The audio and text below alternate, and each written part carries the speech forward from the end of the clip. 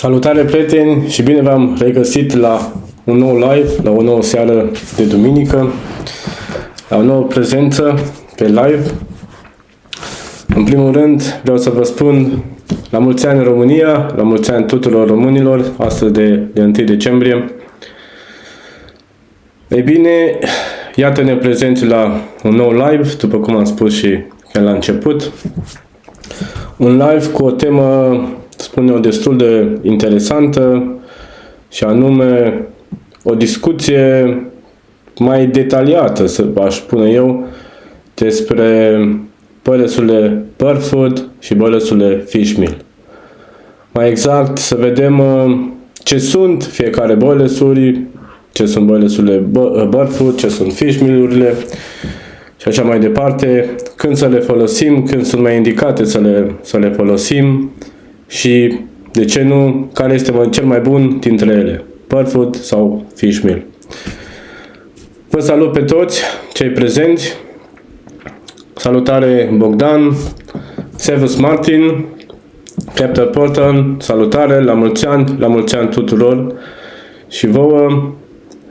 E bine, ca de fiecare dată la început, aștept o mică confirmare din partea voastră, să vedem dacă mă auziți bine, dacă mă vedeți bine, dacă lucrurile decurg în regulă, ca să putem merge mai departe, adică să nu vorbesc de unul singur. La mulți ani Claudiu, la mulți ani și ție, la mulți ani tuturor românilor pe unde ori fi ei. Chiar așa, am ajuns să fim împrăștiați pe tot pământul ăsta. Uite, confirmarea vine din partea lui Captain Portal. Sper din nou să pronunț bine numele, îmi cer scuze. Salutare Marian Sârbu, salutare. Așadar, Burfoot, Fishmeal. Păi, hai să luăm cu începutul, să facem o mică descriere a fiecărui boiles. Hai să vorbim, să vedem mai exact ce sunt fiecare boilesuri, adică Burfoot și Fishmeal, și din ce sunt compuse. Da, zi oricum, bun, atunci e bine. Păi, în principiu, cam toată lumea are o idee din ce sunt compuse. Mai exact, un boiles Burfoot este compus, sau baza lui este din făinuri cerealiere, diferite făinuri de porumb, eu știu, grâu, sau din semințe, mâncăruri pentru păsărele, făinuri de biscuit și așa mai departe, eu știu, alune tigrate, alune de arahide. Lista poate continua destul de mult. Există, mai ales pe piață, foarte multe astfel de ingrediente. Deci baza unui Burfoot conține făinuri cerealiere, să spunem, sau făinuri, nu știu cum, nu vine altă denumire, să zic, în momentul de față,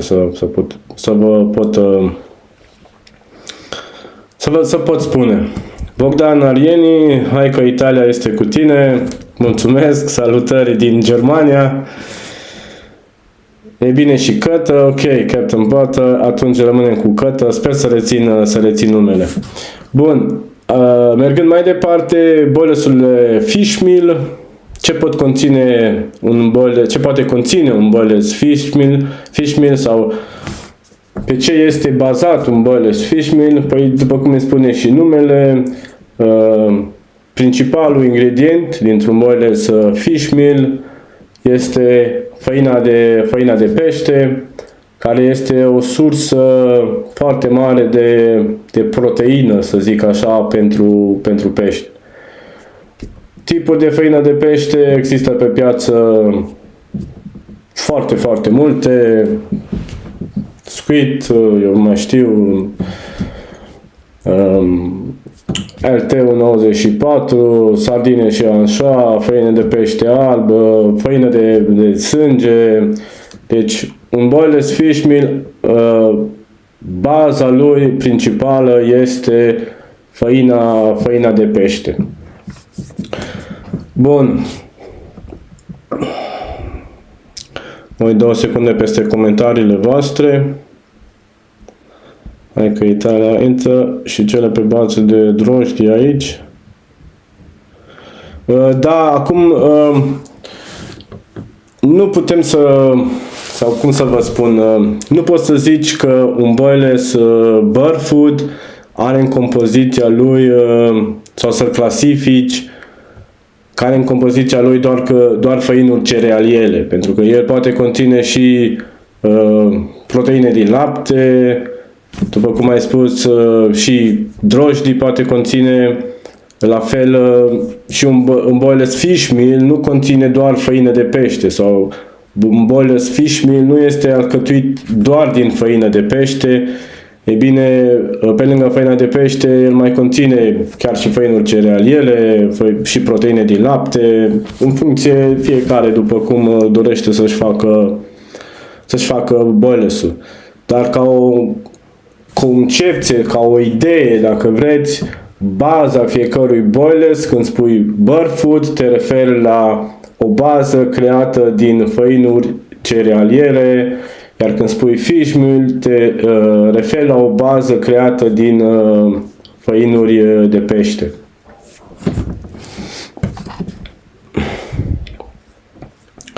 Da.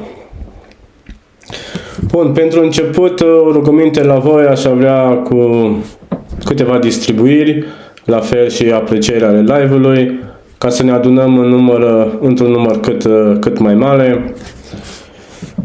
Astăzi este o zi la fel destul de importantă, să zic, pentru România, dar nu vreau să intru aici în politică, să zic, pentru că chiar nu sunt interesat de acest subiect. Da, multă lume probabil este interesată și de partea asta, dar să ne continuăm mai departe subiectul din seara asta. Bun. Pescuit din plăcere. Salut! Ce părere ai de rețeta asta de bird food? Cu ce ai îmbunătăți-o? Făină de soia 30%, celeo 10%, drojdie 5%, gluten de porumb 10%, lapte praf 10%, semințe 5%, cliș 25% și partea lichidă aromă CSL. Da, trebuie un pic să stați și gândit așa la o primă idee ce pot să spun despre rețetă. Da, mie mi se pare puțin cam multă făina de soia, o cantitate prea mare de făină de soia poate să-ți dea puțin un gust mai amar. Drojdia, da, poți să urci până în 5%. Glutenul 10% mi se pare puțin cam mult. Și aici probabil peștii adică boneless o să fie puțin mai greu digerabil. Laptele praf 10% este ceva normal. 5% pentru textură, la semințe.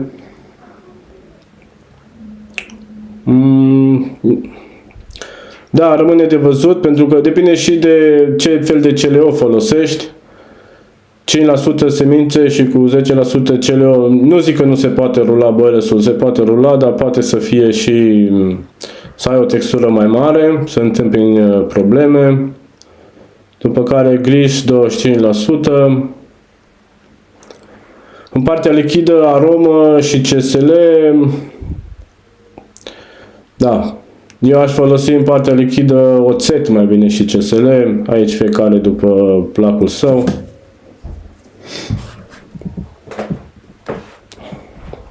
O primă părere, clar, rețeta se poate îmbunătăți, este o rețetă simplă. Acum, ce să zic, peștele spune cel mai mult valoarea ei sau așa mai departe. O întrebare venită de la Claudiu: la fish meal se poate considera și făinile de carne? Da, bineînțeles. Pe fish meal nu doar, sau în boilers fish meal nu includem doar făinile de pește, clar și făinile de carne și au locul, chiar am omis treaba asta. Adică un bird food în compoziția lui nu are făinuri de pește, nu are făinuri de carne sau alte făinuri animale, să zic, dacă îmi permite să folosesc cuvântul ăsta. Deși pentru mine și cel mai bun bird food conține și puțină făină de pește. Melasă și lapte de porumb, și ce ai scoate sau ai adăuga în bila asta? Păi a scoate multe, aș adăuga multe. Este o discuție mult mai detaliată. Dacă vrei, scriem pe pagina de Facebook, pe Messenger, pe același nume, mă găsești și putem discuta. Depinde și ce vrei de la rețetă și așa mai departe. Cât de la sută făină de pește trebuie să conțină un boilers fish meal și să fie de calitate? Proporțiile undeva între 30 și 40% ar fi indicate, dar bineînțeles că nu te poți opri aici. Adică nu trebuie să te oprești aici, poți să urci și mai puțin, poți să adaugi și poți să urci și mai mult, poți să adaugi și mai puțin, deci nu este o limită exactă. Dar undeva la un 30-40% poți să creezi un boilers calitativ bun. Bun, hai să mergem mai departe pentru tema din seara asta, și anume când este mai indicat să folosim un boilers bird food și când este mai indicat să folosim un fish meal. E bine, boilersurile bird food, după cum spuneau, au în compoziția lor cel mai mult, sau baza lor sunt făinurile cerealiere sau proteine din plante. E bine, acestea, sau dacă vreți, nutrienții pe care aceste ingrediente le oferă conțin în număr cel mai mare carbohidrați. Carbohidrați care sunt o sursă foarte, foarte rapidă de energie pentru pești. O sursă de energie de care ei au nevoie pe perioada de apă caldă, pentru că odată cu încălzirea apei și metabolismul peștilor, să zic așa, se intensifică. Ei au nevoie de mult mai multă energie pentru a se deplasa, pentru a-și procura hrana și așa mai departe, decât pe o apă rece. Tocmai de aceea sunt mai indicate, să spunem, boilersurile care au în compoziția lor o cantitate mai mare de carbohidrați, adică ingrediente cerealiere, făină de porumb, grisul, dacă vreți, fibre și așa mai departe, pentru a avea și un răspuns mai rapid din partea peștilor. Pentru că, după cum spuneam, acestea pe apă caldă oferă peștilor energia de care ei au nevoie. Bun, acum hai să vedem fish meal-urile sau boilersurile care au în compoziția lor făină de pește, când ar fi cel mai indicat să le folosim.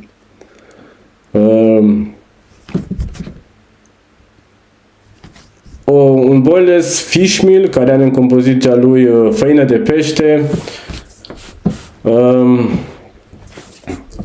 are și o cantitate mai mare de proteină în același timp. Și asta pentru că făinile de pește în sinea lor sunt o sursă foarte importantă, foarte mare de proteină. Proteine, aminoacizi și așa mai departe.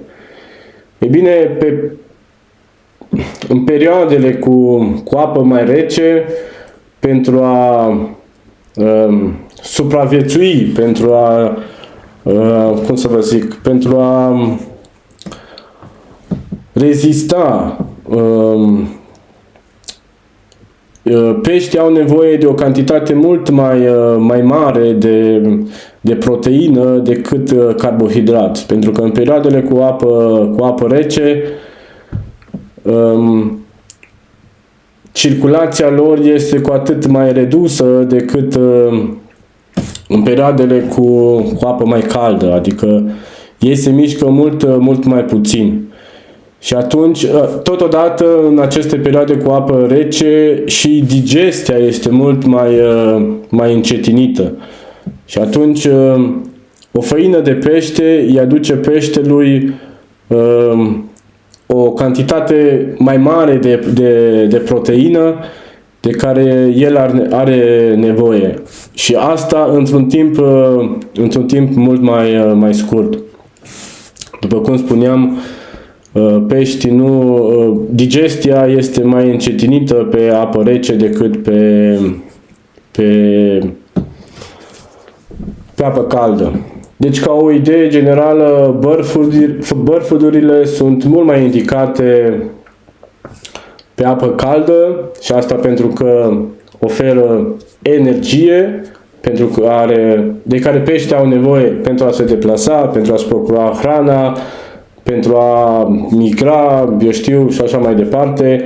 Iar pe perioada când apa este mult mai rece, în care peștii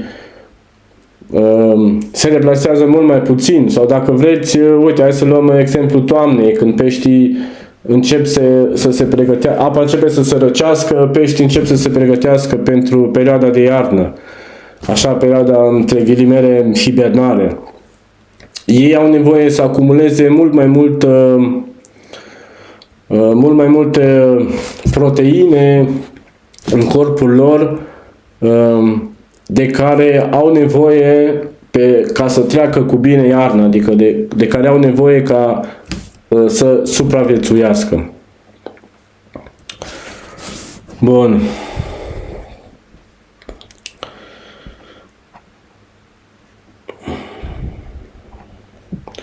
Mă uitam o idee peste comentariile voastre, dacă aveți între timp și alte întrebări legate de tema din seara asta. Pescuit din plăcere îți lipsesc 5% din rețetă dacă am făcut bine calculul. Bine, eu nu am calculat rețeta. Martin vine cu un nou comentariu. Din păcate nu prea pot să răspund la el. Încercăm să facem iarăși o traducere, la fel ca și data trecută. O traducere așa rapidă, să putem să răspundem.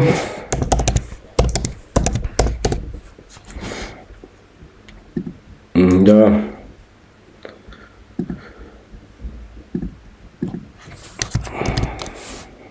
Bun, și aici să alegem limba română.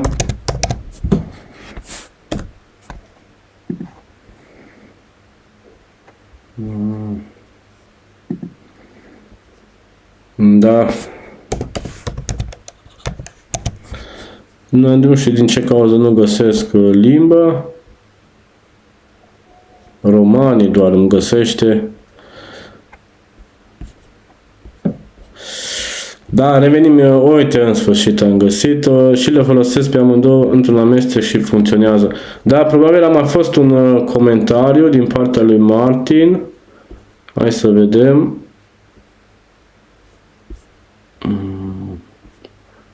Da, nu-mi dau seama exact.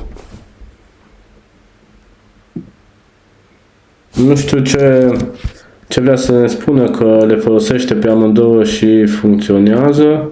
Hai să mai încercăm o traducere. Le folosesc pe amândouă într-un amestec și funcționează. Acum înțeleg ce vrea să spună Martin, că se referă la faptul că le folosește pe amândouă în combinație și funcționează. Da, e bine, ajungem și la acest subiect, doar că puțin mai încolo. Geo Mircea, te salut, salutare, bună seara, la mulți ani tuturor românilor. Bun. Ok.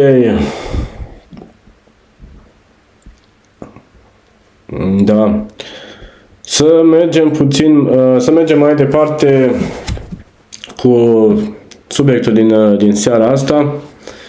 Dacă voi nu mai aveți întrebări până în prezent.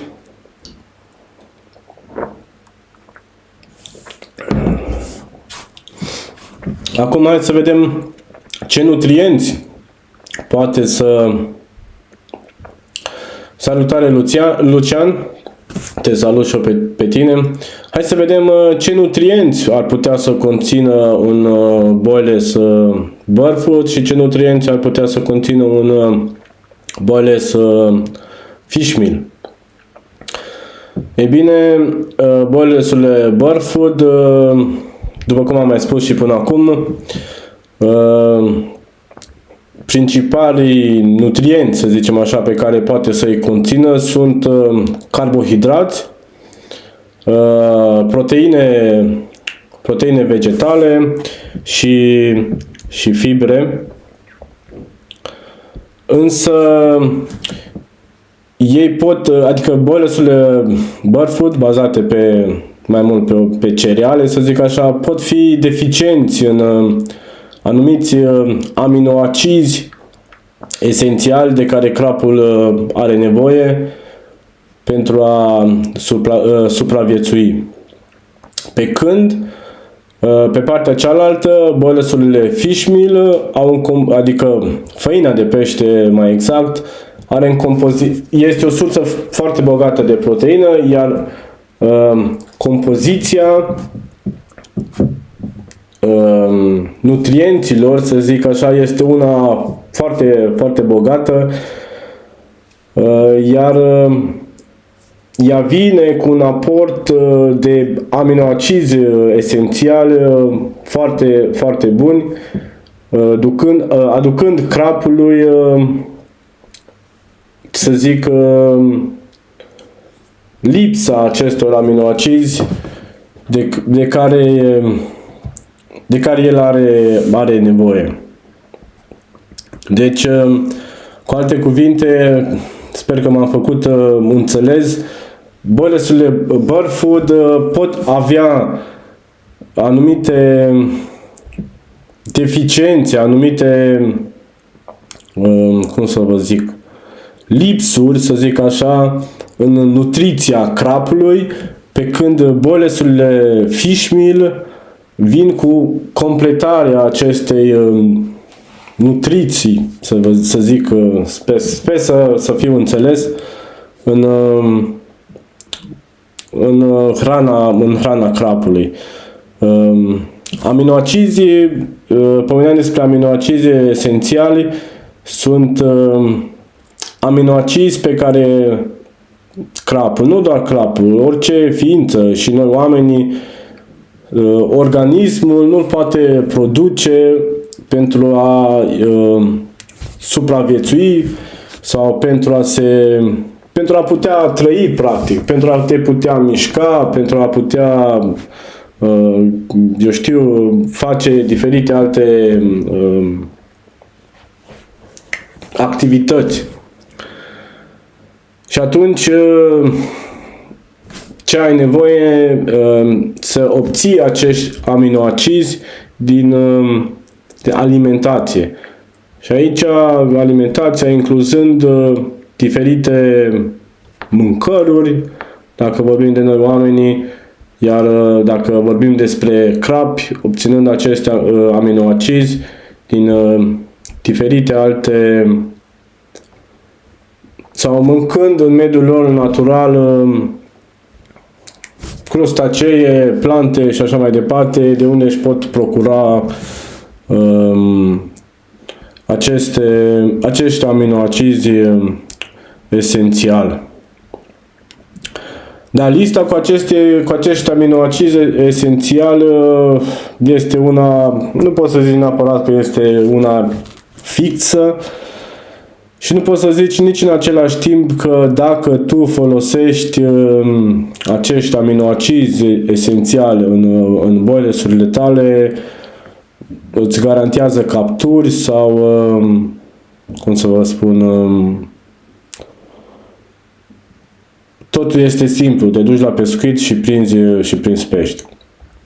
E bine, așa ceva este clar exclus, pentru că și nevoile clapului, după cum am spus, iarna sau pe perioada de apă rece are nevoie de mai multe proteine, în schimb, pe timp de vară, corpul îi cere mai multă energie, adică carbohidrați. Da. Între timp, dacă mai aveți voi mici întrebări, dacă s-ar combina Burfood cu fish meal într-o rețetă, eu cred că ar fi o bilă bună la toate. La fel de beer fish, cea ce folosesc, bineînțeles, pentru partide nu foarte lungi, un fish meal are un avantaj. Da, exact, Claudiu, la concluzia asta o să ajungem, sau pentru că mi-am structurat, să vă spun așa, mi-am structurat live-ul ăsta sau toată tematica asta pe mai multe puncte. Am stat și m-am gândit cum să prezint. Am zis să începem cu ceea ce înseamnă un boilless Burfood, ce înseamnă un boilless fish meal, când este mai indicat să folosim Burfood-urile și de ce, când sunt mai indicate fish meal-urile și de ce. Iar la urmă să vedem care este mai bun, Burfood sau fish meal, și care este bila ideală. Deci, prin urmare, acolo o să ajungem, bineînțeles. Bun, mergând mai departe la structura videoclipului meu, structura live-ului, ajungem la boiless-urile Burfood, și anume boiless-urile pe bază de alune tigrate, pentru că în ultimul timp sunt în vogă, lumea le caută și așa mai departe. E bine, făina de alune tigrate este o sursă destul de bună de proteină și grăsimi, cu alte cuvinte, pentru că făina de alune tigrate și arahide, hai să le includem pe amândouă în aceeași categorie, aduc peștelui o sursă destul de bună de proteină și grăsimi, doar că nu poate, cum să vă spun, nu poate acoperi făina de alune tigrate valoarea proteică, să zic așa, a unei făini de pește. Conținutul unei făini de pește este, conținutul de proteină a unei făini de pește, bineînțeles, este mult mai mare decât a unei făini de alune tigrate sau arahide. Însă, pe timp de vară, această făină de alune tigrate aduce un plus, să zic așa, de atracție, datorită conținutului de grăsimi și ce este mai important sau ce ar trebui subliniat, să zic așa, conținutului de zaharuri pe care îl conține. Cu toții știm că alunele tigrate, dacă le preparăm, chiar și dacă nu adaugi zahăr în ele de obicei sunt puțin mai dulci. E bine, ce sunt aceste zaharuri sau cum acționează asupra corpului peștilor? Ele aduc o sursă foarte, foarte rapidă de energie. Adică corpul crapului absorbe într-un timp foarte, foarte rapid energie din aceste boiless-uri, din aceste ingrediente, din aceste alune tigrate, arahide și așa mai departe. În același timp, pe timp de apă caldă și cum să vă zic, uleiul, datorită uleiului pe care îl conțin, ele sunt devin destul de atractive, să zic, pentru că apa caldă sau uleiul în apa caldă se dispersează mult mai rapid decât pe o apă rece. De exemplu, o apă de 25-27 de grade față de o apă de 13 grade, clar că el are putere mult mai mare de atracție. Da. În același timp și digestia este mult mai bună pe apă caldă, iar peștii pot digera mult mai ușor un boles de alună pe bază de alună tigrată pe timp de apă caldă decât pe timp de apă rece. Însă, dacă intenționăm să folosim un boles pe bază de alună tigrată pe apă rece, o să observați că el nu mai are atracția aia pe care o are pe timp de vară asupra peștilor, și asta pentru că, după cum am mai zis, datorită uleiului care nu se mai dispersează în masa apei. Oarecum acest ulei închide bila, iar solubilitatea bilei, proteinele solubile, lichidele pe care le-am folosit în bolesul nostru, uleiul nu le mai permite să se disperseze în masa apei.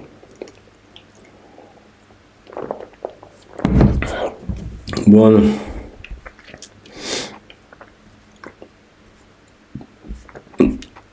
Acum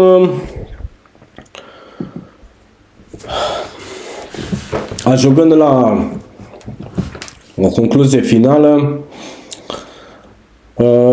e bine, pe timp de vară carbohidrați, pe timp de iarnă proteine, însă care ar fi cel mai bun? Care ar trebui să-l folosim cel mai bun? E bine, bolesul ideal, să zic așa, sau un boles care să-l putem folosi pe toată perioada anului, care să ne aducă rezultate pe toată perioada anului, ar fi o combinație între Burfood și Fish Meal. Da, multă lume îi spune Bird Fish, doar că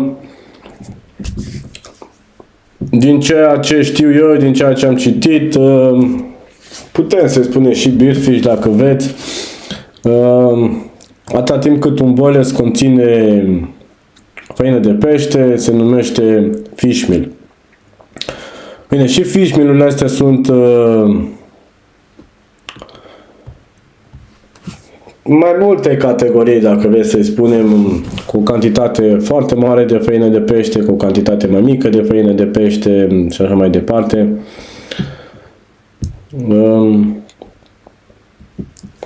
În funcție și de ceea ce vreți să obții de la boilesul tău. Păi bun, și atunci hai să calculăm sau să ne gândim ce ar trebui să conțină acest Burfood, acest boiles pe care să-l putem folosi pe tot parcursul anului, indiferent de temperatură și așa mai departe. Păi după cum spuneam, chiar și un boiles Fish Meal conține și ingrediente cerealiere care sunt bogate în carbohidrați. Un simplu exemplu este grisul.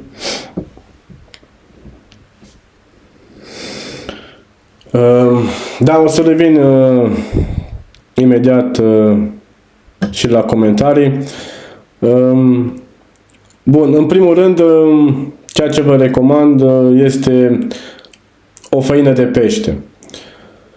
O făină de pește pe care, după cum am spus și mai devreme în live, cel mai bine este undeva între proporție de 30, 40%, 35%. Este cel mai bine să o adăugați și vă recomand să aveți o făină de pește predigerată, să zic așa, adică solubilă în apă, o făină de pește din care peștele poate absorbi sau corpul lui poate lua nutrienții de care el are nevoie, adică proteinele, într-un timp foarte, foarte scurt. În același timp, această făină de pește oferă și atracție în apă, oferă atracție boilesului nostru. Dar vă recomand să aveți și o doză de proteină pură, să zic, adică o făină de pește cu o valoare proteică destul de mare. Și asta pentru ca să acoperiți un cumul mult mai mare de nutrienți în boiles. Apoi, ca să acoperim și mai mult acest cumul de nutrienți, putem aduce un plus de proteină din lapte, de ce nu? O proteină din lapte care este oarecum mai ușor de digerat de către pești decât o proteină din pește. O proteină din lapte care și ea poate să fie solubilă, care poate să atragă peștii. Mergând mai departe, putem să venim în boilesul nostru cu o doză bună de proteină vegetală, să zic așa, adică o proteină simplă din soia sau, eu știu, mazăre și așa mai departe, care aduce un alt cumul de nutrienți. Astfel, boilesul nostru sau structura boilesului nostru este acoperă mult mai mult necesarul de care crapii au nevoie, atât pe perioada de apă caldă, cât și pe perioada de apă mai rece. Mergând mai departe, ce ar mai trebui să conțină? Foarte simplu, o sursă bună de carbohidrați, adică să acoperim minusul pe care îl avem până în prezent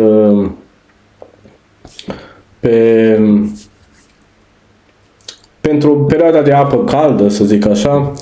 Și aici făina de porumb, să vă dau un exemplu, sau făina de semolina, grișul și așa mai departe, malune tigrate, care au un plus și de zaharuri. Astfel, boilesul nostru devine și mai complex.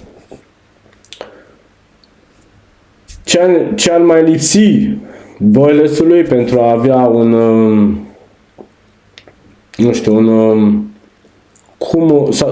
să fie și mai complex, să conțină și mai mulți nutrienți? E bine, putem să venim cu o doză suplimentară de vitamine, minerale, de care, la fel cum suntem și noi, și crapii au nevoie. Pentru asta există diferite ingrediente care au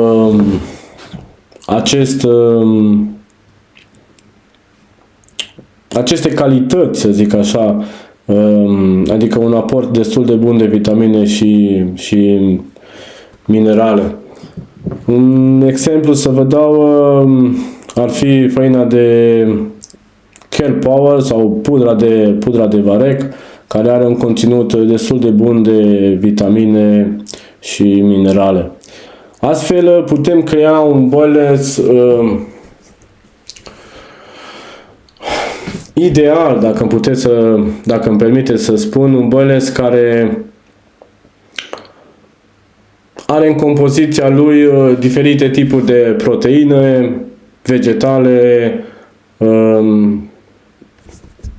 din pește, adică animale, precum și proteine lactice.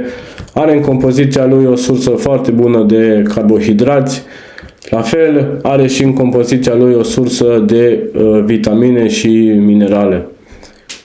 Ei bine, cu un astfel de boiles, dacă aveți o părere personală, eu zic că nu ai cum să dai greș, indiferent de unde pescuiești sau indiferent de temperatura apei, pentru că acest boiles îi oferă crapului ceea ce el caută în hrana de zi cu zi, adică ceea ce el are nevoie pentru a supraviețui. Bun. Acum, hai să mai revenim și la întrebările voastre. Plenarul Nicolae, salutare! Salut! Tocmai ce m-am întors de 3 ore din Delta pe Sfântul Gheorghe, nu a tras crap caras. Am avut boiles de la CPK Will, chiar și Belacean. Cu un săculeț cu boilesuri, un țac nu a fost. Ce aș fi putut face de menționat, s-a pescuit din barcă pe praguri. Ce pot să zic? Ce pot să faci? Mai ales acum pe apă rece, localizarea este cea mai importantă. Probabil nu ai avut pește în zonă sau nu pot să zic. Cauze pot fi mai multe. Cel mai important, mai ales acum pe apă rece, este localizarea. Nu știu cât de mult a durat și partida și așa mai departe.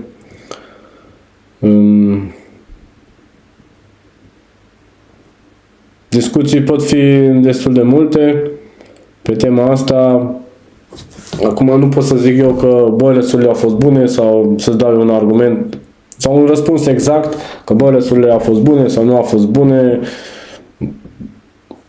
Pot fi multe cauze, monturi, eu știu. Dar în principiu cel mai important este localizarea. Ai avut sau nu ai avut pește în față. Mai ales o partidă, eu știu, de dimineața până seara, în perioada asta, cel mai important este localizarea și prezentarea în apă. Asta este părerea mea. Acum, da, ce pot să zic?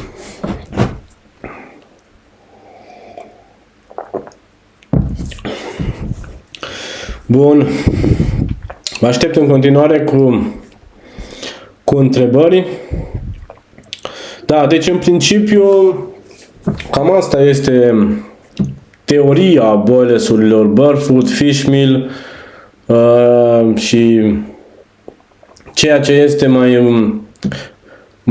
sau boilesul ideal de folosit este un boiles care conține cât mai multe surse, care are în compoziția lui cât mai multe surse de proteină, carbohidrați, vitamine, minerale și așa mai departe, de care crapul are nevoie.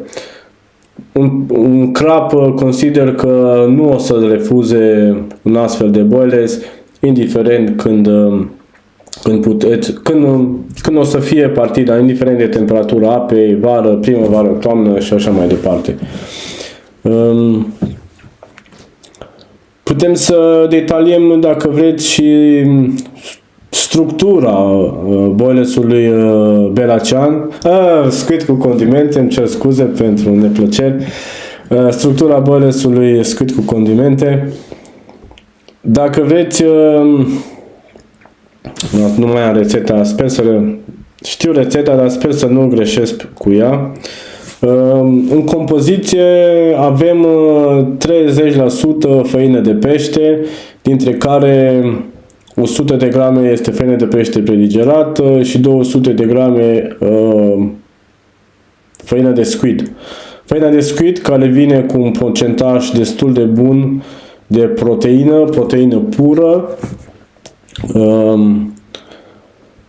iar făina de pește predigerată la fel și are un dozaj, o cantitate destul de bună de proteină, însă Ea are și calități, adică este solubilă în apă, ceea ce, după cum am mai spus și în alte live-uri, adică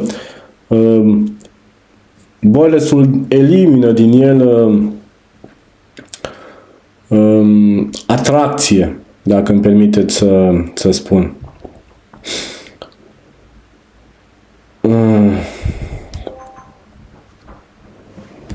Da, se pare că m-am blocat. Sper că a revenit. 2 secunde.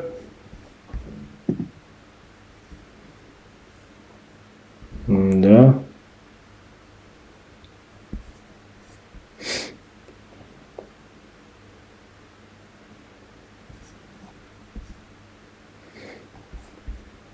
Bun, să-mi spuneți puțin dacă mă vedeți și dacă mă auziți, pentru că am avut un mic blocaj.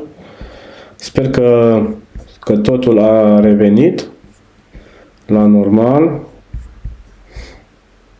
Acum încerc să mă uit și eu. O mică confirmare.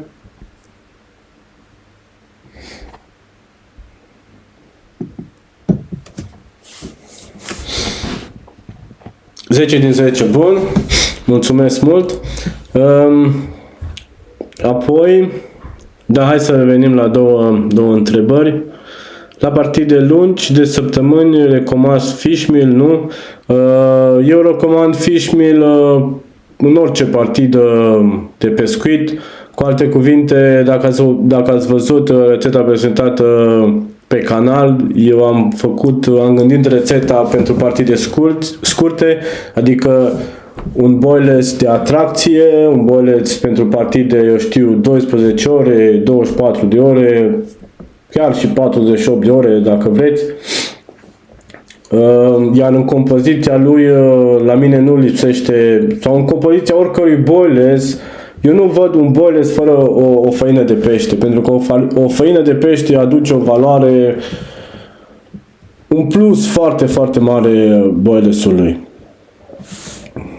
Deci, pentru mine, în orice boiles, pentru orice boiles, chiar și pentru partide scurte, chiar și pentru partide lungi, fishmeal 100%.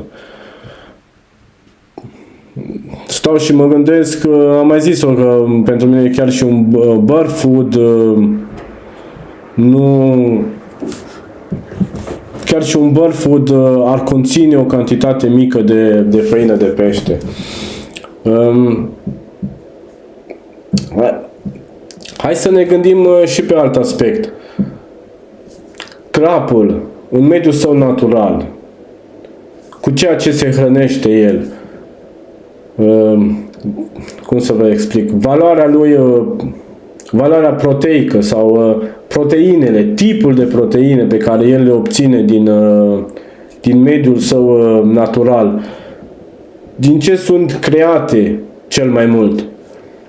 Și dacă stăm să ne gândim la hrana lui naturală, deci nu mă refer aici la carpodrame unde sunt peștii furajați și așa mai departe, diferite insecte, diferite raci și mai departe, larve de libelulă. Deci, până la urmă, tot o proteină animală este în compoziția hranei, să zic așa. Pe timp de vară, da, mai există plante subacvatice care cresc, doar că astea sunt într-o proporție mult mai mică. Dacă oricând, oriunde, un boiles cu un conținut de făină de pește și mai ales dacă boilesul este structurat destul de bine, care să aibă în compoziția lui, după cum am spus și mai devreme, toate tipurile de proteină, un plus de carbohidrați, un plus de vitamine și minerale, după cum am mai spus, nu cred că o să fie refuzat de crab. Dacă venim mai mult asupra acestui boiles și îi aducem și un gust bun boilesului, cu atât o să fie acceptat mult mai repede de către pești. Da. Cu atât mai mult pe Dunăre Mircea, unde peștele este sălbatic, adică cu ce se poate hrăni un pește pe Dunăre. Hai să stăm să ne gândim mai bine. Exact ceea ce am enumerat mai devreme. Ba mai mult, uite, hai să vă dau un exemplu. Poate părea puțin credibil ceea ce o să vă spun. Se întâmpla cu foarte, foarte mulți ani în urmă. E bine, pescuiam toamna la crap pe un lac sau lacul unde am învățat eu pescuitul crapului, Brăteni, poate de unii știuți dintre voi. Salutare, Darius! Și pe timp de toamnă pescuiam cu o lansetă, pescuiam după șalou. Cum pescuiam după șalou, seara sau pe timp de noapte, aveam un plumb în față, 2 cârlige, iar pe cârlige puneam bucățică de pește. Ceea ce s-a întâmplat, nu am fost sigur când am prins peștele, nu a fost sigur când s-a întâmplat. Ei bine, cu lanseta pescuită la salău, care era aruncată, eu știu, 10-15 metri, ceea ce am prins a fost un crab aproximativ 3 kg jumate, 4 kg. Deci un pește frumușel, frumos, care a fost atras de o bucățică de pește aflată în cârlig. Deci, o bucățică de pește care este o sursă de proteină animală, dacă îmi permite să spun. Deci chiar și pe Dunăre, și mai ales că crapul sălbatic este sau crapul sălbatic știe cu atât mai puțin de cereale, semințe, porumb și așa mai departe. Eu cred că o proteină din animală o să fie acceptată mult mai repede de către acestea, pentru că se aseamănă cu hrana lui din mediul său natural. Este mult mai asemănătoare decât un bird food simplu. Da, dacă primim pe alt aspect, un fish meal, da, este puțin mai costisitor, însă decât un bird food, însă eu zic că poți să ajungi chiar și cu un boneless fish meal, adică mergând cu procentajul de făină de pește și restul proteinelor pe care le-am mai enumerat, astfel încât să ajungi la un preț bun al boneless-ului tău. Da. O altă întrebare minte de la Claudiu, da, uite, peste am sărit sau nu. Care ar fi, după părerea ta, făina indispensabilă dintr-un mix? Nu știu, sunt mai multe tipuri de făină de pește pe care îmi plac, doar că zic că totuși făina de pește predigerată este făina pe care nu a scoate-o din compoziția urcălui boneless. Și asta pentru că cu un singur ingredient tu aduci o valoare proteică destul de mare, undeva 70-80% are procentaj de proteină, și în același timp aduci și atracție naturală, aromă naturală, o dispersie în apă a aminoacizilor, pentru că făina de pește predigerată, adică ea este tratată enzimatic, proteinele sunt descompuse în molecule mai mici, adică aminoacizi, astfel ai o atracție mult mai mare a boneless-ului tău către pești. Deci, da, țin să cred până la urmă că este o făină care nu mi-a lipsit din orice boneless. Ca și tipuri de procentaj, eu zic că și un 50% își face treaba destul de bine în boneless, adică un 50% de grame își face treaba în boneless bine. Asta în funcție și de ceea ce vrei tu să-ți oferi. Dacă vrei o atracție și mai mare, clar, bineînțeles, poți să urci procentajul. Iar pe locul 2 sau după această făină de pește predigerată ar fi extractele pe care nu mi-ar lipsi dintr-un boilers. Da, acum ziceți, dar în scris și condimente lipsește extractul. Da, așa este, doar că la scris și condimente am avut intenția de a avea costul mult mai mic, costul boilersului. Ei bine, aceste extracte, credeți-mă, aduc o mare valoare boilersului tău, doar că și îți crește și prețul, să zic așa, prețul produsului finit.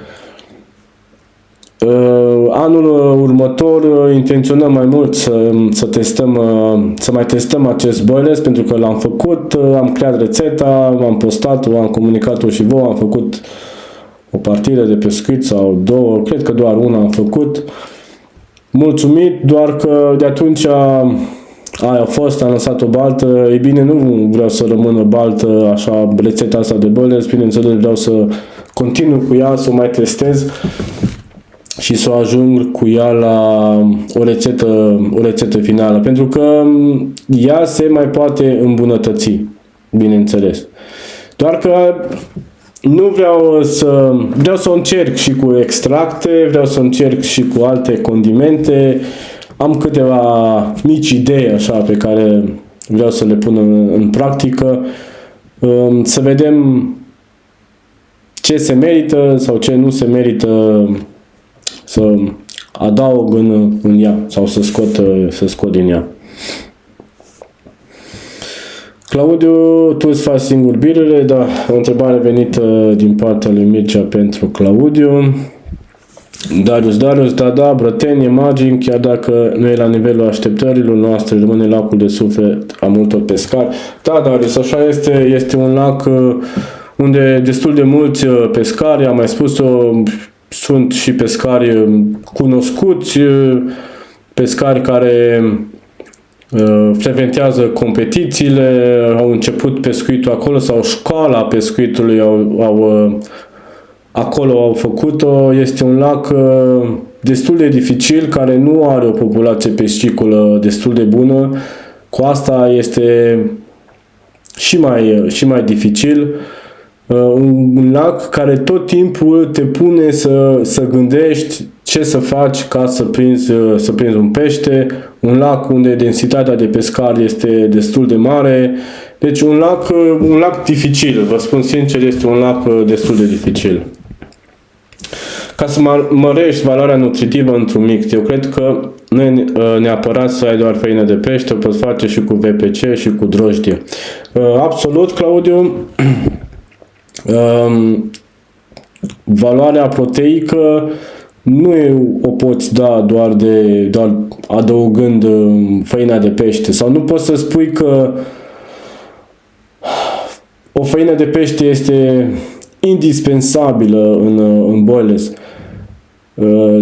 Doar că am mai spus-o și mai devreme, cu ce gândesc eu prin adăugând această făină de pește în boilers este faptul că această făină de pește se duce cât mai mult spre natural, spre hrana crapului în mediul său natural.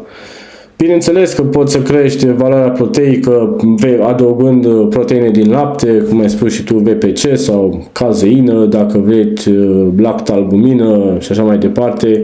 Nu este obligatoriu doar făină de pește. Însă, da, dacă privim pe alt aspect, contează foarte mult ce vrei tu să obții de la boilersul tău. Dacă ziceam mai devreme despre squid și condimente că l-am gândit pentru atracție, e bine, belaceanul l-am gândit ca un boilers mai mult pentru pește mare. Și gândirea mea, ideea mea sau ceea ce cred eu este că un crap mai mare, un crap care este în vârstă, să zic așa, sau nu știu cum să vă spun, preferă o hrană mult mai proteică decât unul mai mic, un crap mai mic, să zic așa. Pentru că un crap mai mare,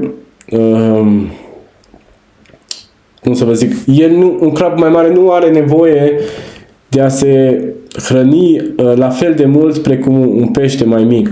Și atunci preferă o nadă mult mai proteică. După cum știți, peștii mari se pot hrăni sau se hrănesc și cu alți pești mai mici, cu raci, cu scoici și așa mai departe. Deci ei preferă acest tip de nu știu cum să vă zic, substanțe, alimente, ingrediente în dieta lor, în hrana lor naturală. E bine, mergând pe acest aspect este și gândirea mea, adică să aduc peștelui o valoare proteică mult mai mare dată de făina de pește și nu numai, venind și cu o doză bună de proteine lactice, proteine vegetale, carbohidrați, vitamine și minerale. Deci asta este gândirea mea sau concepția mea despre un boiles creat mai mult pentru pești mai mari.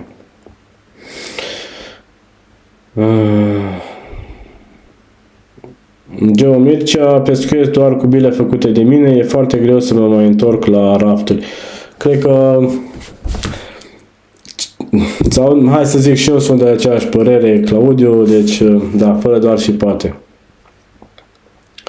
Bun, m-am gândit să fac un lichid hidrolizat după rețeta ta, din scoică, din Dunăre, știu un loc în Serbia unde se pot găsi o găleată de scoici pe săptămână, dar să nu se strice în timp. Da, Geo, poți să faci liniștit, doar că ce îți recomand este ca să macini scoicile, adaugi ser, îi lasă după modul în care poți face, după modul în care am făcut hidrolizatul de ficat, poți să faci și acest lichid. Da, hai să vă zic că dacă tot am ajuns la lichide hidrolizate, în momentul de față am în producție un alt tip de lichid hidrolizat. De data aceasta este produs într-un alt mod. Mai multe detalii o să vedeți când o să apară videoclipul, doar că o să mai dureze undeva anul viitor, prin ianuarie, februarie o să apară, pentru că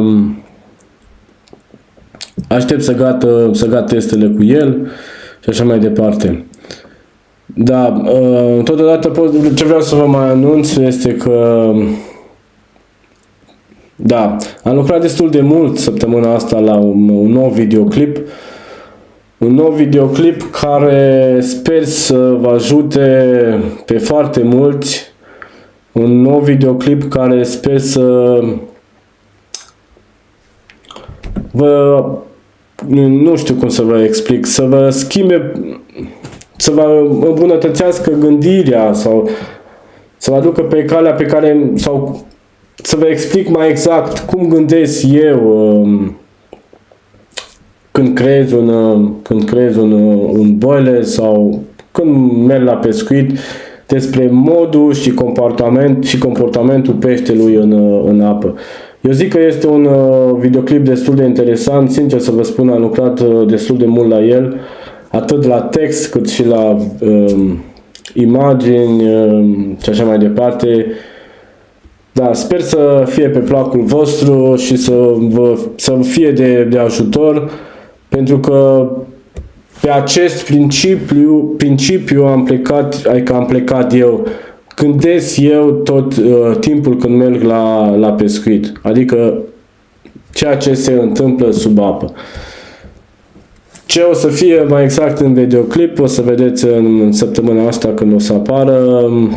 Dacă mai am foarte puțin de lucru la el, dacă o să reușesc, pentru că este o săptămână, urmează o săptămână la fel de destul de încărcată, dacă o să reușesc, o să-l postez mai repede, dacă nu, cel mai probabil sâmbătă, până sâmbătă o să fie totul gata și o să fie urcat pe canal și o să fie disponibil pentru voi.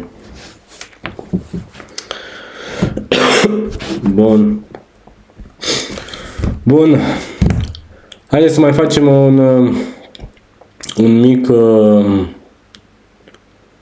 o mică distribuire, o rugăminte din partea voastră să ne readunăm în număr cât mai mare. Lichidul hidrolizat să nu se strice, mai ales vara. Cred că ar trebui să bag conservant, nu am loc în frigider, congelator. E bine, Mircea am mai povestit asta și pe alte live-uri.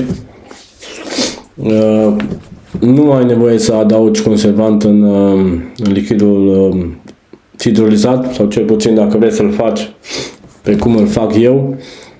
Și asta pentru că melasa pe care o adaugi în acel lichid hidrolizat conține o cantitate de zahăr care este un conservant natural foarte bun, așa că nu ai de ce să adaugi altceva.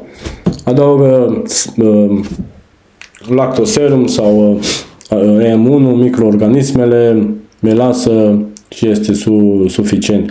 Dacă vrei ca, eu știu, produsul finit să nu fie așa destul de gros, să fie unul mai fluid, poți să adaugi și o cantitate de apă. Aici rămâne la alegerea fiecăruia.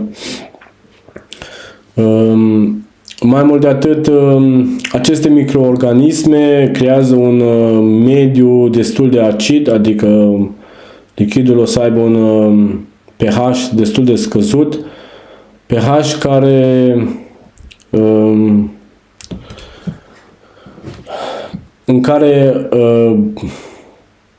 care protejează, să zic așa, lichidul de bacteriile rele, adică el o să reziste mult mai bine în timp și datorită acestui pH destul de scăzut.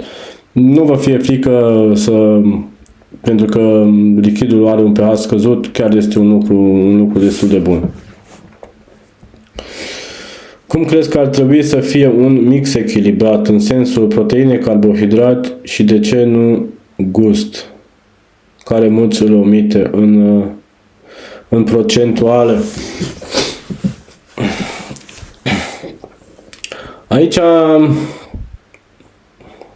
nu poți să zici, sau nu poți să zici, undeva un 30-40%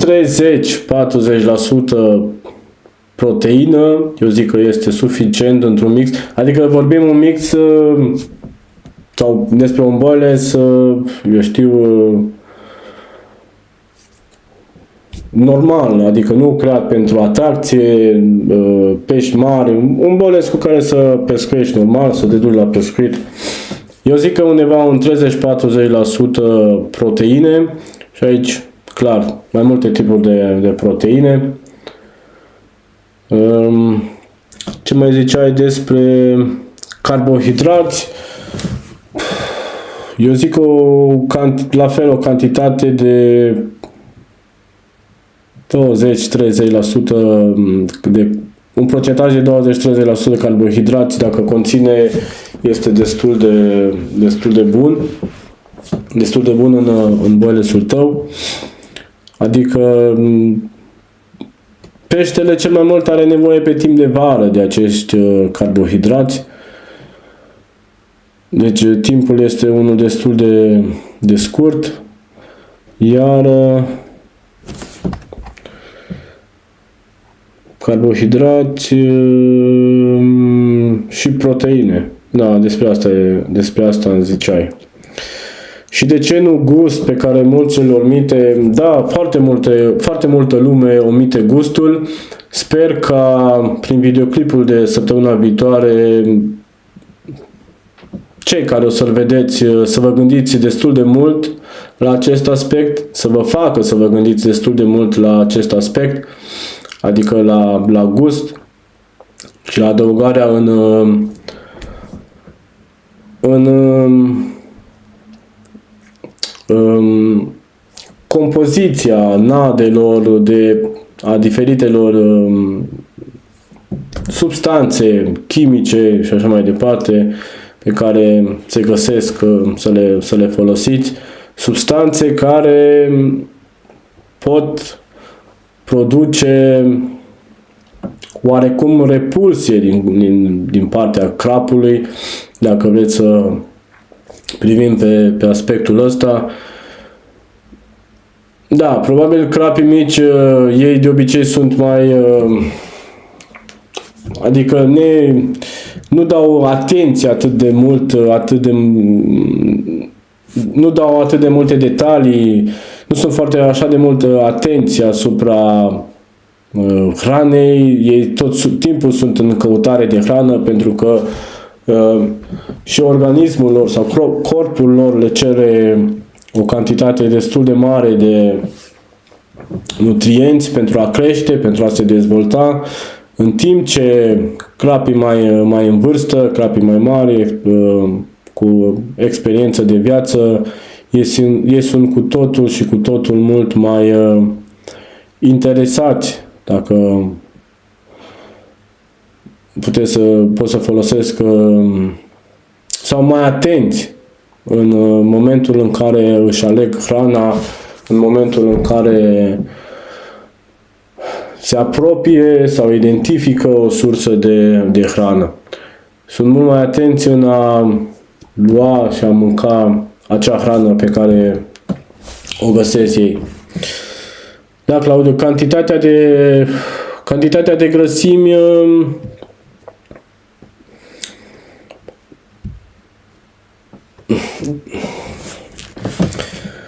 un procentaj de 30-40%.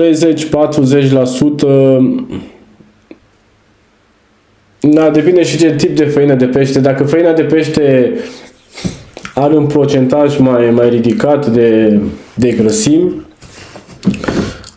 eu zic că un procentaj de 40% de făină de pește nu mai are nevoie de o doză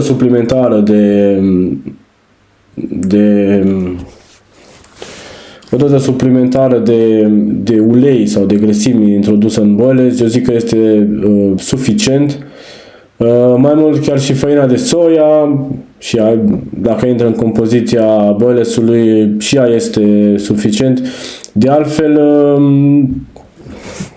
nu prea folosesc așa de mult uleiuri în compoziția boilesurilor. Am testat și cu uleiuri, doar că în cantități mai mari, doar că nu am observat o oarecare randament mult mai bun al boilesului. Deci, da, nu știu să spun un procentaj exact, doar că dacă, după cum ziceam, mixul conține o doză destul de bună, adică undeva un 40% de făină de pește plus făina de soia, și mai ales dacă mai vii și cu o porție de făină de alune tigrată, este arhi suficient doza de grăsimi din boilesul tău. Nu cred că ai nevoie de o doză mult mai mare. Da. Bun, uite, timpul se scurge foarte, foarte mult.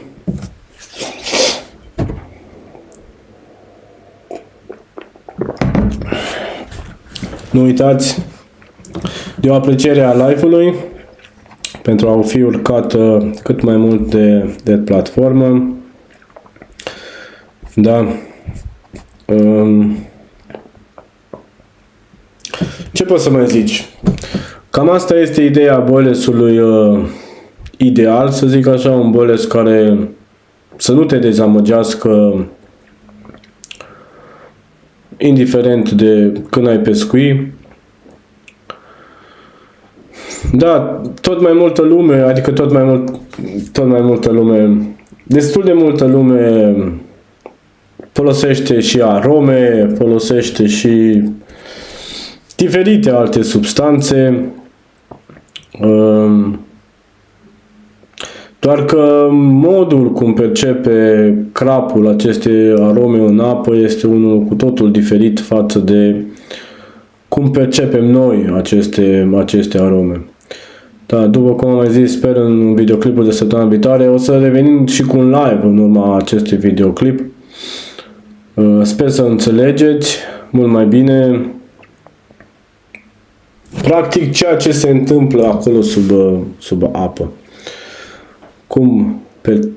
Cum reușește crapul să identifice sursa noastră, o sursă de hrană, cum poate selecta, adică să facă diferența crapul între un boles mai calitativ și unul mai slab calitativ, cum poate el să ia decizia finală adică să-l mănânce sau să nu-l mănânce și așa mai departe.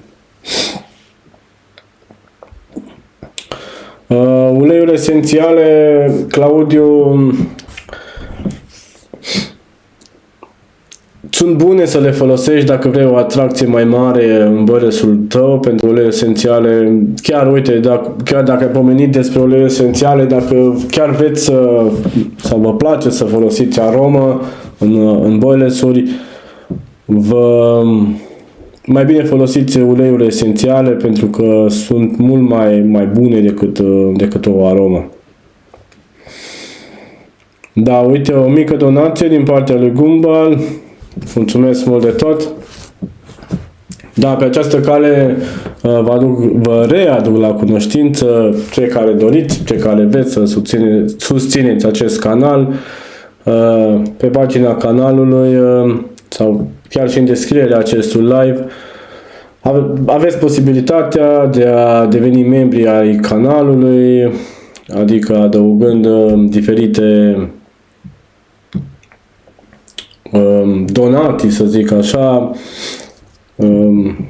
care sunt am făcut 3 tipuri de abonamente, fiecare abonament are și beneficiile lui, bineînțeles. Totodată puteți face donații, bani, să zic așa, care o să fie folosiți, bineînțeles, în scopul de a face noi videoclipuri, noi informații și așa mai departe. Cumva, mulțumesc mult pentru mica donație, chiar este o apreciere. Da, despre uleiurile esențiale, dacă eu folosesc, am și folosit, nici nu am folosit, adică am testat cu și fără, da, aduc cu oarecum un plus boilesului, doar că nu pot să zic că unul foarte, foarte, foarte mare. Până la urmă, un simplu oțet, eu zic că este cam aceeași treabă cu un ulei esențial. Adică nu pot să zic că este o valoare mult, un plus foarte, foarte mare boilesului, un ulei esențial. Deci, da, nu pot să zic ceva exact, concret, Claudiu, că dacă folosim uleiuri esențiale, cu siguranță o să prindem pești, sau dacă nu folosim uleiuri esențiale, nu o să prindem pești. La fel este și cu orice alt ingredient. Până la urmă, noi vorbim aici mici detalii sau detalii mai mari despre boilesuri, despre conceptul unui boiles, ce este un boiles și așa mai departe, doar că mergând mai departe, cel mai important este localizarea peștelui, adică modul cum îți faci tu partida, pentru că nu neapărat dacă îți faci un boiles de squid sau un boiles de belacean, el este cel mai bun pește, atâta timp cât tu ai, cum să zic, nu ai o gândire bună asupra modului cum decurge partida, asupra localizării peștelui, adică să-l interceptezi în standul tău de pescuit, în locul tău de pescuit, să-l încerci și mai ales dacă ai reușit până la urmă să interceptezi peștele în standul tău de pescuit, să și reușești să-l ții acolo. Și abia aici poate interveni nada, pentru că o nadă bună, o nadă mai calitativă, o nadă care îi oferă peștelui nutrienții de care el are nevoie, o să facă ca peștele să rămână la nada ta pentru o perioadă mai lungă de timp. Și aici, dacă vreți, ceea ce vă recomand, decât să pescuiești sau să dai în apă un boiles care are, eu știu, soia și griș, eu știu, un 10 sau 20 de kilograme, hai să vorbim, mai bine reduc cantitatea și dă în apă undeva la, eu știu, mai puțin, 10 kg sau 5 kg de un boiles care are toți nutrienții de care crapul are nevoie. Ai să vezi că rezultatele o să fie mult mai bune. Deci, un boiles creat pe o structură bună, care are în compoziția lui tot ce are nevoie un crap, până la urmă faci crapul ăla să-ți mănânce din palmă, că am mai auzit expresia asta și pe alte videoclipuri. Da. Corect, localizarea crapului e importantă, iar apoi experiența pescarului și după un 30% nada. Absolut. Localizarea crapului, modul cum îți faci tu partida, și aici, bineînțeles, intervine experiența pescarului, adică să observi, ok, am ajuns pe stand, am sondat, ce fac, încep să pescuiesc, am găsit un loc și așa mai departe, unde încep să pescuiesc. Și observi că nu ai un răspuns din partea peștilor, că nu ai o trăsătură din partea peștilor. Ce ai putea să faci ca să provoci o trăsătură, să faci o trăsătură, să reușești să prinzi un crap? E bine, aici nada oarecum te poate ajuta, creând mai multă atracție în zona ta. Dar, cum să vă zic, o atracție care să nu constea într-o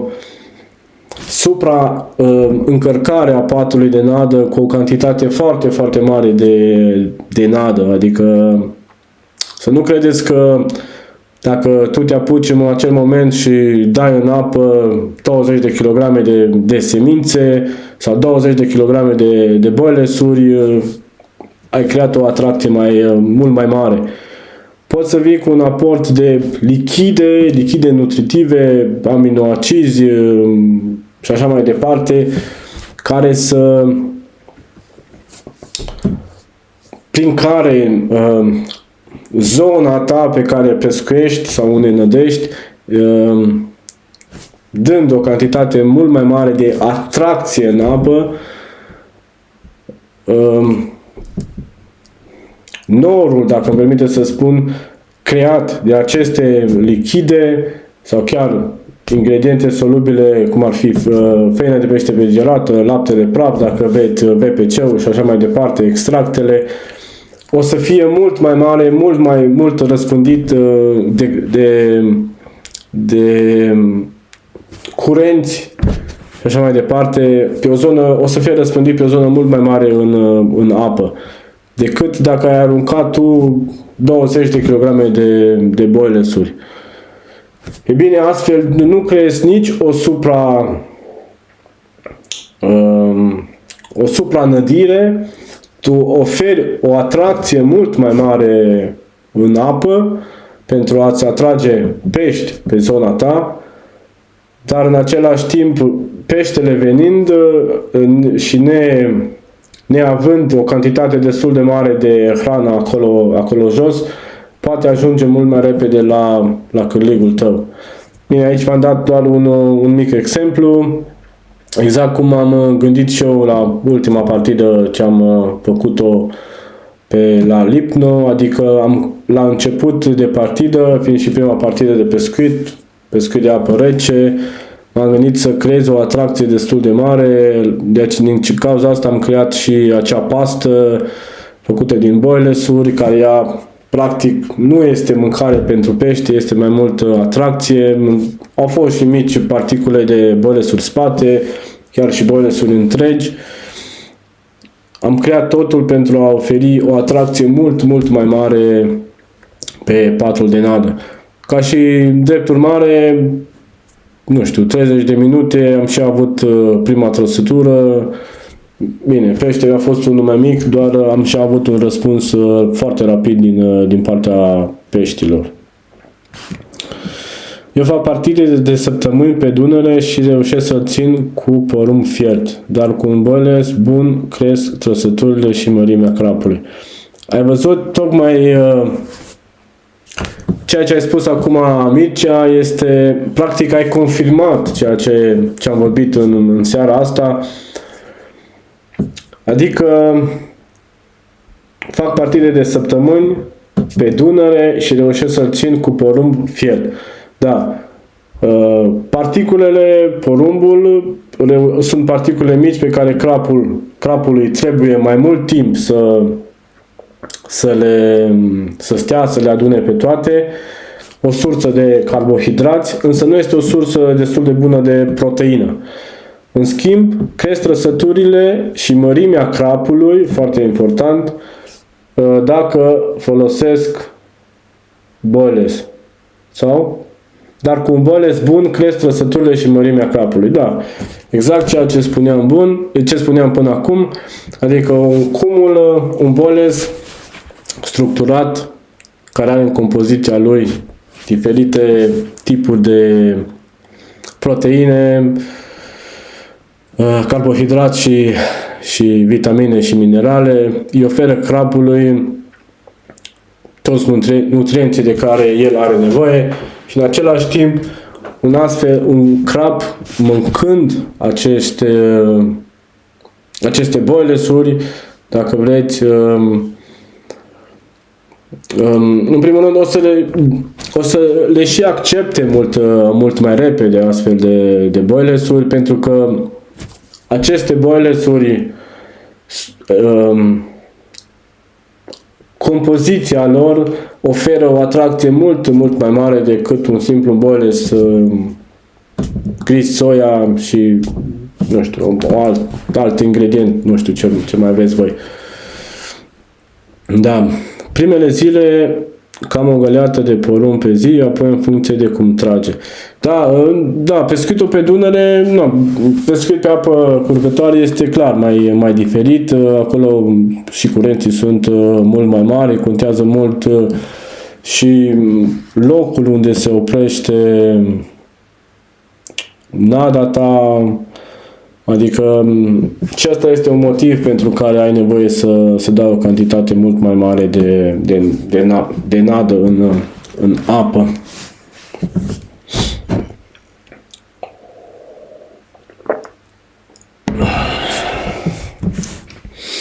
Bun. O să mai discutăm, bineînțeles, am mai zis, o să mai discutăm și pe alte subiecte, adică să vedem și compoziția compoziția mixurilor sau celor mai multe mixuri care se găsesc pe piață și nu numai simple, doar că, da, după cum spunea și Claudiu mai devreme pe live, la fel sunt și eu, nu văd de ce m-aș reîntoarce la rafturi, pentru că atâta timp cât știi ceea ce vrei de la un boiles, dacă vrei să-ți creezi un boiles, sau chiar de la un grumbat, dacă vreți, sau chiar de la peleți, dacă vrei să-ți faci, să pescuiești cu peleți.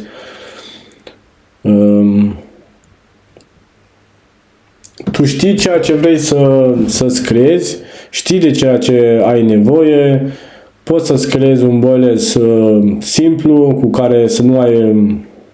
care să pescuiești, să ai rezultate bune la pescuit. Poți să ai rezultate bune indiferent de temperatura apei. Clar, să-ți reduci costurile și în același timp nu te mai gândești că oare trage mai bine la aia sau trage mai bine la cealaltă, pentru că, cum să vă spun, psihicul tău, gândirea ta știe, îți spune că tu, ceea ce ai acolo la câlic, ceea ce ai în apă, cu ce pescuiești tu, este sigur că dacă crapul este în zonă, dacă mănâncă, dacă se hrănește, nu o să refuze acea momeală, să zic, dacă îmi permiteți. Bun. Da, uite, a trecut deja o oră jumate din live.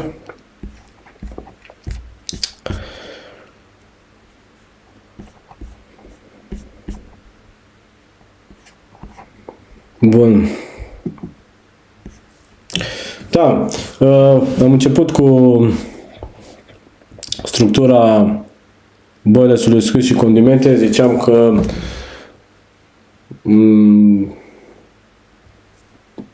are un procentaj de 30% de făină de pește. E bine, după care am venit cu o proteină din lapte, la fel. Și aici, pentru cei care vreți, puteți să mergeți doar cu VPC-ul, adică să urcați VPC-ul la 100 la 100 de grame. Eu l-am lăsat la 50, pentru că la 50 deja se simte în boiles, adică își face treaba în boiles. Și am lăsat laptele praf la 100 sau 150 este laptele praf, bine, nu mai știu exact. Apoi, mergând mai departe, sursa de carbohidrați găsim în gris sau semolină, cum vrei să-i spunem. O valoare de proteină din vegetală o găsim în făina de soia. Deci, paprika vine și ea cu alți nutrienți sau aduce un aport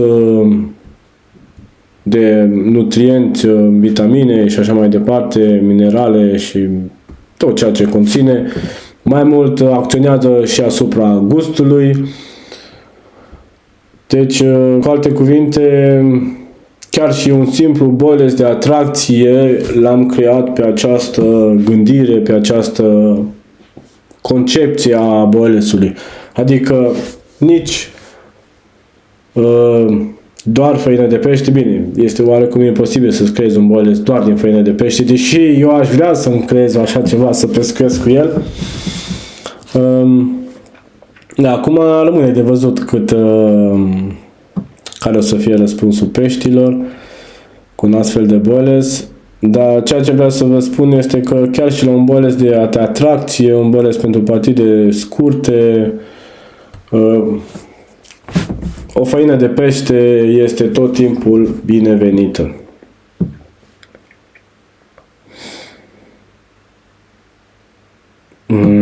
Uite, Claudiu. Revenim la întrebările voastre.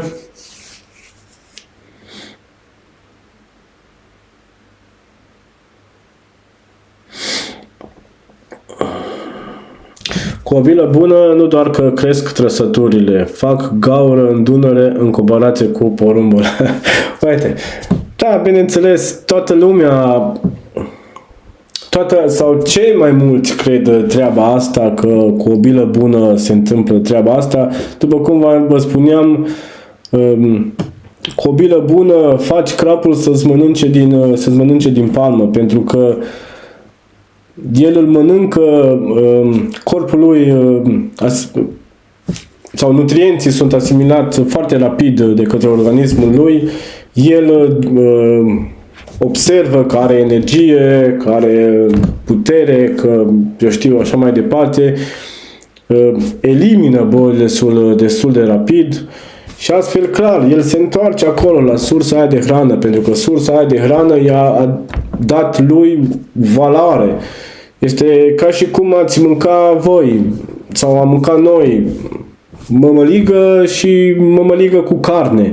Clar că mâncând mămăliga cu carne, organismul nostru se simte mult mai bine decât dacă am mâncat doar mămăligă sau doar carne, bineînțeles. Da.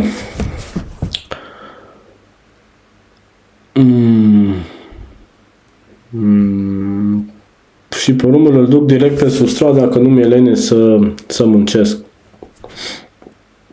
Da. Uleiul esențial caracterizează un mix pescuind într-un loc presat. Reușeam să fac diferența doar cu uleiuri esențiale, fără aromă. Era un secret al meu. Da, poate să fie și asta. Doar că, Claudiu, uite, acum nu știu eu compoziția mixului, doar că cred că poți să faci treaba asta chiar și cu un boiles foarte, foarte bine echilibrat, adică să oferi peștelui ceva foarte, foarte calitativ, doar că să nu-i oferi într-o cantitate foarte mare în același timp. Și dacă îți mai aduci aminte, povesteam cred că la videoclipuri cu partea lichidă, povesteam în comentarii ce părere aveți. Ziceam, nu știu, cred că mi se pare că Marian zicea că undeva 30% făină de pește este deja suficient și eu ziceam că ce ziceți de un 50% de făină de pește. Și mai ales un boiles de 50% care are în compoziție 50% făină de pește pentru competiție, chiar pentru un concurs bazat într-o competiție bazat pe calitate. Și mai afirmam faptul că da, se știe că în competiții de obicei se nădește cantități foarte, foarte mari, doar că cu acest boiles eu zic că ai putea să te duci cu o cantitate mult mai mică, pentru că poți să faci diferența. Adică dacă lumea pescuiește cu boilesuri cu o valoare proteică normală sau mai slabă, să zic așa, cu acest boiles poți să faci diferența. Și adică să-ți atragi peștele pe zona ta și iar el să rămână acolo, să-l faci să caute hrana ta și să nu... Odată ce ai observat treaba asta, că peștele începe să caute hrana ta, tu nici nu mai trebuie să-i oferi foarte multă hrană, tu trebuie doar să-l menții acolo în zonă. Și cam, cum să vă zic, asta a fost și... Asta cam este și gândirea mea. Dacă ați observat în partidele de pescuit, acum la ultima partidă am folosit spombul, a fost singura dată anul ăsta în partidele mele de pescuit când am folosit spombul.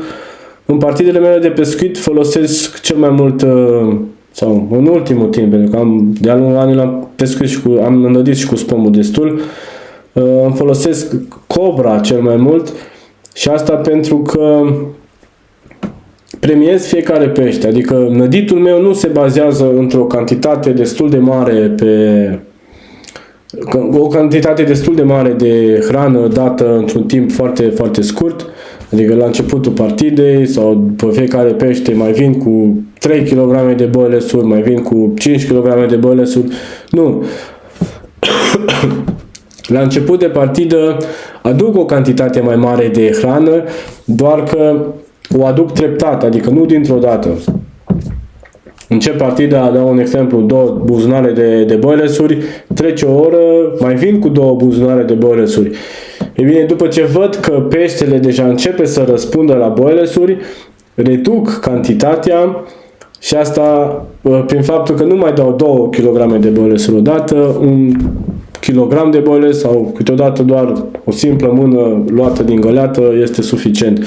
Pentru că văd că peștele caută deja boilers-ul, este interesat de el și atunci nu trebuie să-i dau nada acolo să-l satur, să fie burcile pline și el să stea cu burcile pe boilers-uri, ciugulând din când în când sau luând câte un boilers.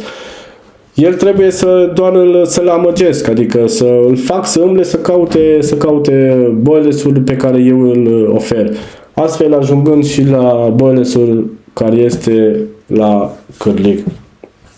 Deci, da, poți să faci, cred treaba asta că ceea ce ai spus tu ai reușit, dar în același timp cred și faptul că și cu un boilers calitativ poți să faci treaba asta, să faci diferența.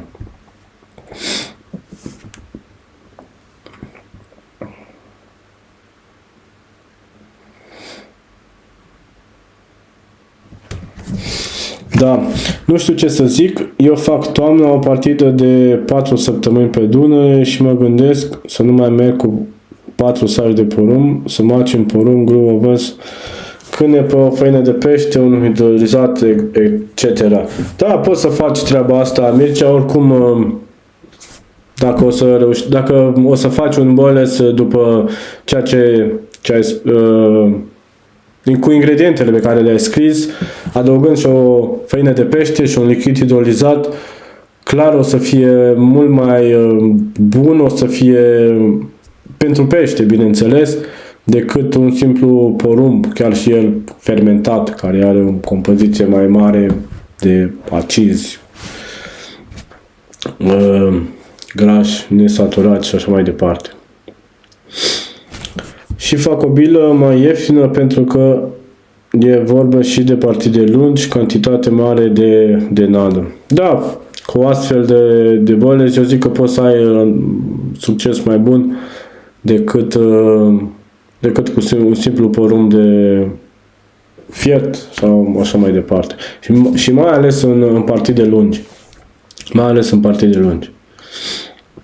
Pentru că ce se întâmplă și în aceste partide lungi? Cu cât partida ta este mai lungă, mai durează mult mai mult timp, cu atât peștele va consuma o cantitate mult mai mare din ceea ce îi oferi tu, din nada ta. Respectiv, dacă tu nădești cu porumb, clar, peștele o să consume o cantitate mult mai mare de porumb. Cu alte cuvinte, specificai în toamnă, peștele, spuneam la începutul live-ului, are nevoie de o cantitate mult mai mare de proteine pentru a acumula, pentru că urmează o iarnă în care el se hrănește mult mai puțin. E bine, stând 4 săptămâni, o lună este un timp destul de mult, sincer și aș vrea să fac o partidă de o lună pe baltă. Peștele mănâncă porumb pentru că este din abundență, pentru că este o sursă ușoară de hrană, adică el nu trebuie să muncească foarte mult pentru a obține acea sursă de hrană, doar că la un moment dat poate și să digere mult mai greu, fiind toamnă, fiind apa mai rece, acel porumb, și la un moment dat o să vadă că nu este chiar ceea ce el are nevoie și, bineînțeles, te poate părăsi. Venind cu un boilers care are în compoziție, după cum spuneam, diferite tipuri de proteine, peștele o să fie, sau cu cât mănâncă mai mult din el, îl digeră, corpul asimilează nutrienții și așa mai departe, ciclul se repetă. Într-un timp de 4 săptămâni, peștele, bineînțeles că o să-și dea seama de valoarea lui, de valoarea boilersului și o să fie din ce în ce mai interesat de boilersul tău. Da, mixul era un 50-50 cu 20% făină de pește, fără aromă, uite, foarte interesant, o parte lichidă corectă și da, avea un extract pentru gust. Bravo, foarte bine punctat. Un mix, da, un mix 50-50, până la urmă și un mix 50-50. Ceea ce, sau boilesul tău, Claudiu, până la urmă, dacă stăm și privim, tu ai plecat de la un mix 50-50, care are în compoziție un boilers bird food, adică proteine vegetale, soia, eu cred că a avut și proteine din lapte, adică un lapte praf sau un VPC a avut în conținutul lui, la fel și carbohidrați, un cris, semolină sau făină de porumb, iar tu ai venit în completare cu 20% făină de pește, ceea ce din acel mix, să zic așa, din acel boilers bird food, tu ai schimbat la un fish meal, mai departe, cu o parte lichidă corectă, ceea ce a adus un plus foarte mult boilersului și o atracție mult mai mare boilersului. La fel, un extract pentru gust, ceea ce a făcut din boilersul tău, poți să zici, un boilers despre ceea ce vorbeam boilersul ideal, să zic așa, adică a avut și proteine de pește și proteine de lapte, carbohidrați, proteine din vegetale. Mai mult ai venit și cu un gust mult mai bun al boilersului, ceea ce clar poate să facă diferența.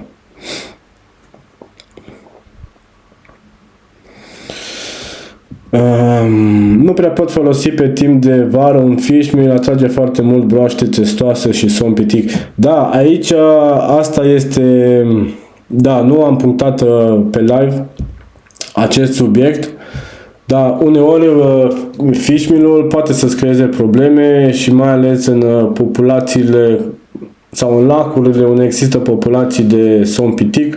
Da, cu proaste testoase până acum în astfel de lacuri nu am pescuit, dar te cred, știu că există. Pentru că, da, cu toții știm că somnul, mai ales și somnul pitic, unde este proteina animală, este prezent. Cu atât mai mult cu cât cantitatea este mai mare de proteină animală, cu atât atracția pentru el este una și mai mare. Și acolo abia boilersurile bird food sunt mult mai indicate, să zic așa. Nu zic că sunt mult mai bune, sunt mult mai indicate, pentru ca să nu atragem acest tip de somn pitic. Dar doar că prin asta să nu se înțeleagă că dacă este vară nu poți să pescuiești cu un fish meal sau că peștele nu este de atras de un boilers care are în compoziția lui făină de pește. Da, chiar o întrebare destul de interesantă. Dacă ai prins dacă ai prins broască testoasă până acum.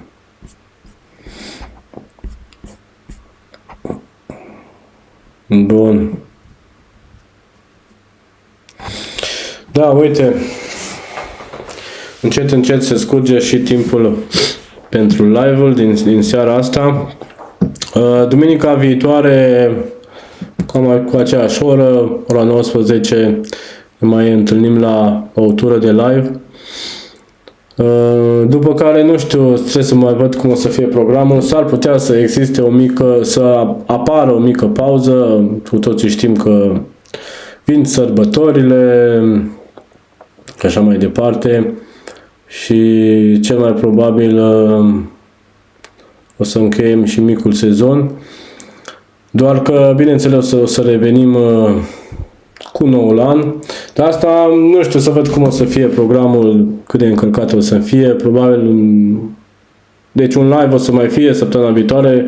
probabil 2 și peste 2 săptămâni, dar al doilea rămâne încă de văzut. Da, săptămâna viitoare o să mai apară și un videoclip. Eu zic că este foarte interesant. Acum rămâne de văzut cât de mult o să prinde la public. Sper prin el să înțelegeți destul de multe. Tema din videoclip o să fie și tema live-ului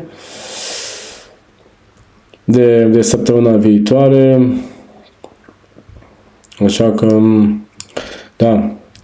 Cu alte cuvinte, ce pot să vă mai zic? Dacă mai aveți câteva întrebări, mai pot sta la dispoziție.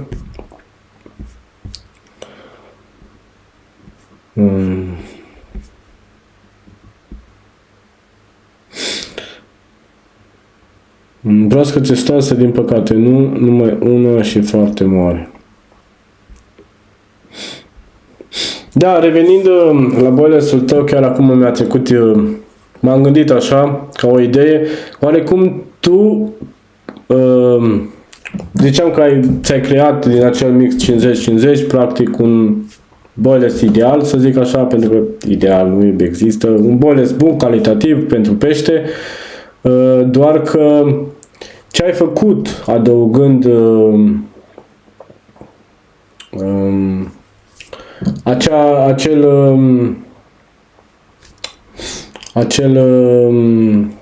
ulei esențial în boilers, tu ți-ai pus o amprentă asupra pe boilerul tău, astfel boilerul tău a devenit mult mai repede, să zic așa, cunoscut de către pește, a devenit mult mai repede găsit de către pește, pentru că, da, ce se întâmplă? Crapul vine, inspectează zona pentru început, sau dacă este chiar foarte flămând, mănâncă din hrana ta, după care, da, poate să-ți ia și cârligul la început de partidă, după care pleacă, poate revine pe același traseu, mai depistează odată hrana ta, începe să digere hrana ta și astfel își dă seama că este o nadă bună, adică ceea ce a mâncat un lucru valoros, un lucru bun, un lucru de care corpul lui are nevoie. Practic, adăugând acest ulei esențial, te-ai pus amprenta și anume, ce vreau să subliniez mai exact, că peștele a recunoscut mult mai repede boilerul tău. Deci, asta mă face să cred că ai reușit să faci, astfel ai reușit să faci diferența. Da. Să trăiești, Marius, mulțumim cu mare drag. Gumbal, vă mulțumesc și eu pentru prezența pe live din seara asta.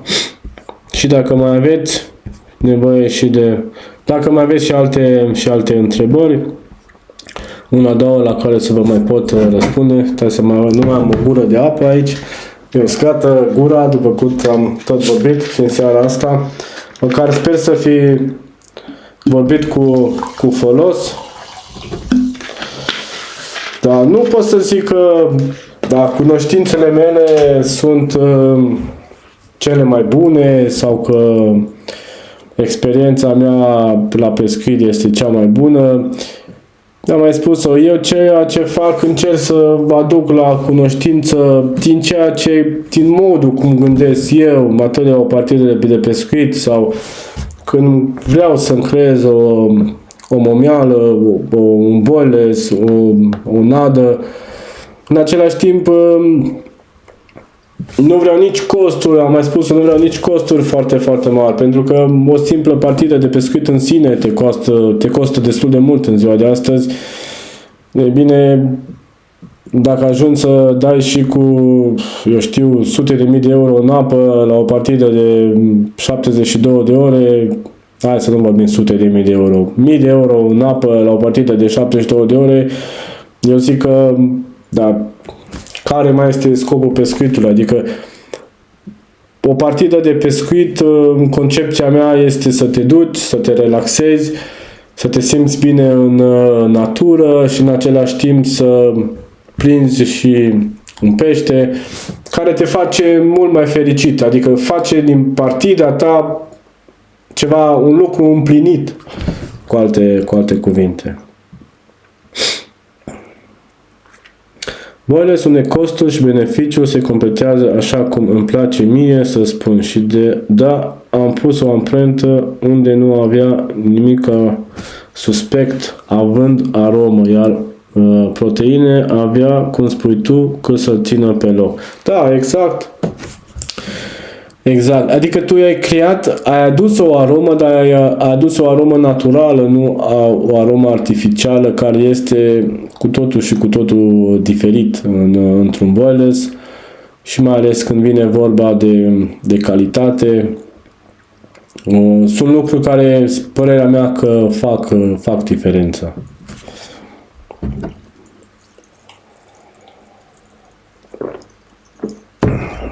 Până la urmă, ce ți oferă acea aromă aflată într-o sticluță?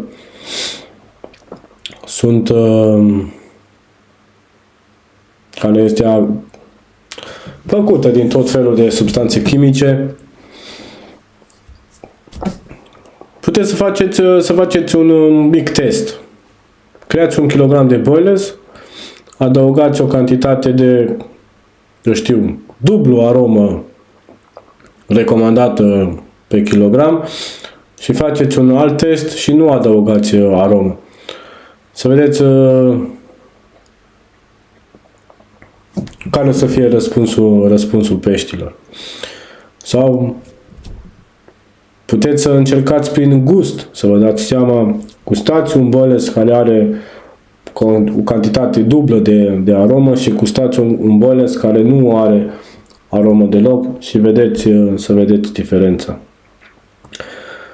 Dar nu zic eu că sunt împotriva aromelor, pot să-ți aducă și aromele un mic beneficiu, o schimbare a pH-ului, doar că ceea ce peștele asimilează din acel boilers nu este mirosul de căpșună, mirosul de banană, mirosul de squid și așa mai departe, și mai exact sunt acizii din acea substanță, din acel lichid, din acea aromă. Deci este un lucru cu totul diferit. Eu mă repet și îți dau dreptate când spuneai că nu există bila miraculoasă. Absolut nu există așa ceva, nu a existat până acum niciodată, nu o să existe niciodată. Dacă eu mi-am creat acest boilers belacean și am rezultate cu el, asta nu înseamnă că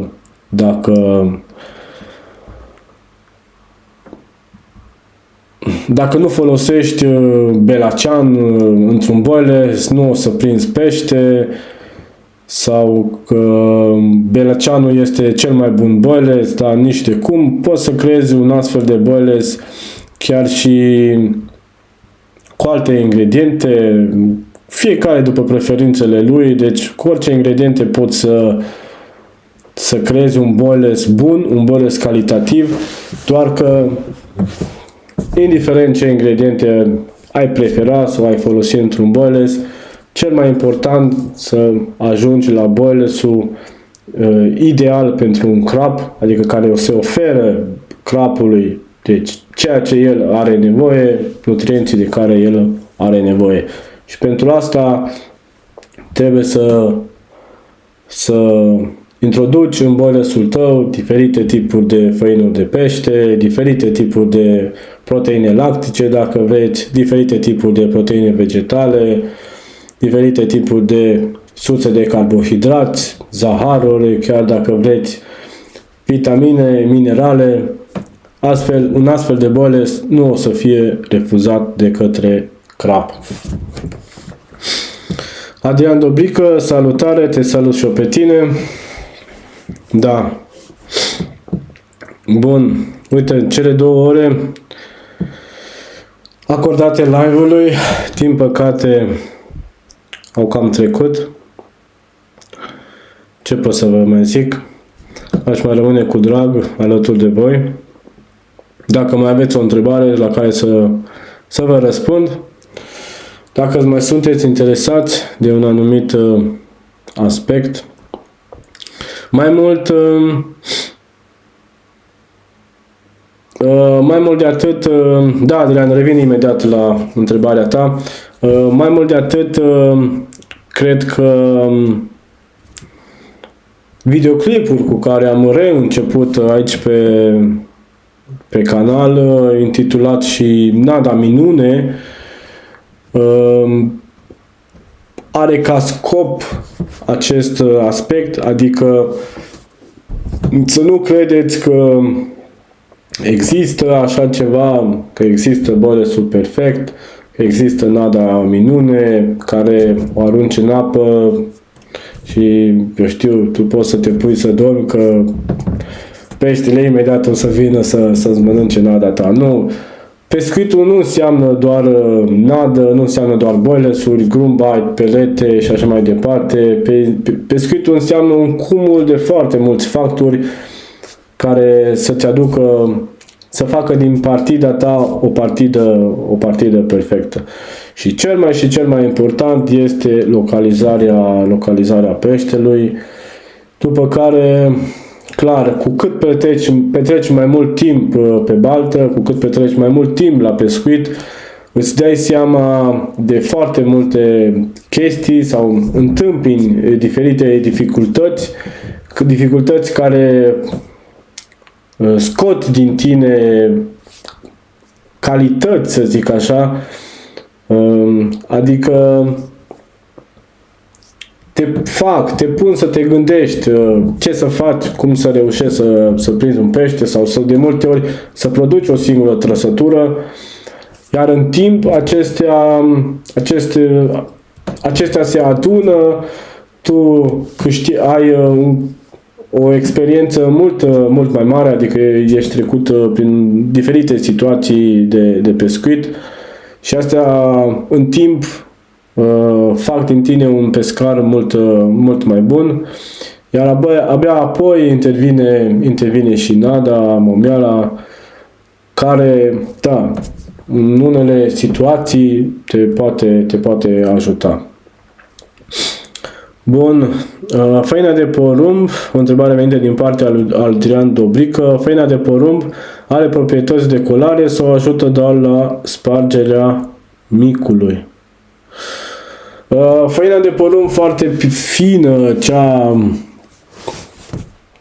fină de tot, aia te poate ajuta la colare, doar că o făină cumpărată pentru mămăligă, dacă o introduci așa în boiles, nu te ajută să lege compoziția, adică nu are rol de liant, doar dacă o încălzești, adică o fierbi prin încălzire datorită amidonului sau glutenului, ea își modifică proprietățile și te ajută adică se leagă compoziția. Deci, dar făina aia foarte, foarte fină, aia are și mici proprietăți de colare, de liant. Dar făina de porumb este o sursă foarte bună de carbohidrat și proteine până la urmă, pentru că are și un conținut proteic, această făină de porumb. Dar nu este un liant foarte, foarte bun făina de porumb. Bun, și o ultimă întrebare din partea lui Lucian Cătălin Danilă. Cât este indicat să ai un boiles făină de pește ca să nu ai un boiles destul de greu în proteină? adică să nu ai o bilă grea. Nu pot să zic că dacă ai o cantitate mai mare de proteină în boiles, este un boiles greu. După cum am mai zis, o cantitate de 30-40% este suficient, doar că, după cum am mai spus-o Lucian și pe parcursul live-ului, și aceasta depinde foarte mult și de boilesul pe care tu vrei să-l faci. Dacă vrei un boiles obișnuit, o cantitate de 30-40% proteină sau pâine de pește, pentru că tu de asta mă întrebai, este suficient în boilesul tău. Așa că cu mare drag, Lucian. Bun. Cam astea fiind spuse, ce pot să vă mai zic? Vă mulțumesc pentru prezența pe live. Deci săptămâna care vine o să vină un nou videoclip. Duminica viitoare prezenți la aceeași oră, ora 19 Germania, 20 România, un nou live. Și până atunci vă doresc o seară frumoasă în continuare, o săptămână frumoasă în continuare. Da. Eu din partidele în care nu prind învăț mai multe, bineînțeles că îmi dau seama ce am greșit sau alți factori, debitul schimb, temperaturi și așa mai departe. Da, și din astfel de partide sunt foarte bune. Bun, încă o dată, o duminică frumoasă, o seară frumoasă în continuare, o duminică frumoasă, o săptămână frumoasă și să ne vedem cu bine pe un nou live, adică duminica viitoare. Mergeți la pescuit, bucurați-vă de natură, bucurați-vă de fiecare pește. Vă salut!